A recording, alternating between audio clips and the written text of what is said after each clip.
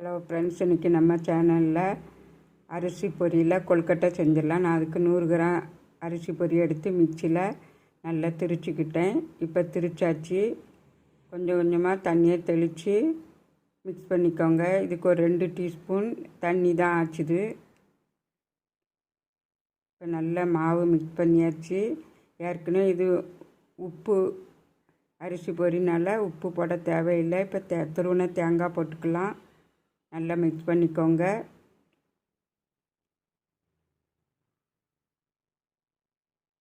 இப்போ நல்லா மிக்ஸ் பண்ணியாச்சு.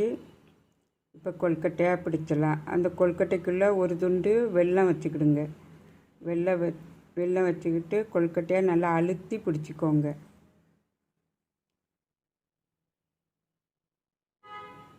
இப்போ அடுத்த கொழுக்கட்டையும் பிடிச்சிடலாம்.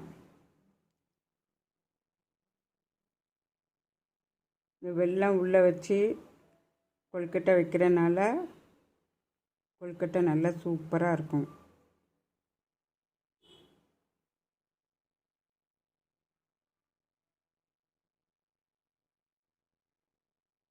இப்போ கொழுக்கட்டை பிடிச்சாச்சு. நான் இதுக்கு பாதி முறி தேங்காய் எடுத்திருக்கேன். இப்போ இட்லி கப்பரையில் தண்ணி வச்சு இட்லி தட்டை வச்சு எண்ணெய் தடவிக்கோங்க. எல்லா கொழுக்கட்டையும் வச்சிடலாம். எனக்கு 100 கிராம் அரிசி பொரிக்கு 7 கொழுக்கட்டை கிடச்சிது. இப்போ எல்லா கொழுக்கட்டையும் வச்சாச்சு. இப்போ மூடி வச்சிடலாம். இது வேகிறதுக்கு ஒரு 20 நிமிஷம் ஆகும். இப்போ கொழுக்கட்டை வெந்துட்டு அடுப்பை ஆஃப் பண்ணிவிட்டு ஒரு 5 நிமிஷம் கழித்து எடுத்துடலாம். இப்போ கொழுக்கட்டையை எடுத்துடலாம். நல்லா சாஃப்டாக வந்திருக்கு. இப்போ இதை கட் பண்ணி பார்த்துடலாம்.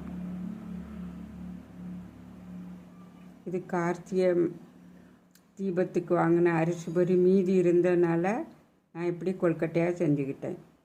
வீடியோ பார்த்ததுக்கு நன்றி. லைக் பண்ணுங்கள், ஷேர் பண்ணுங்கள், சப்ஸ்கிரைப் பண்ணுங்கள். வாழ்க வளமுடன்.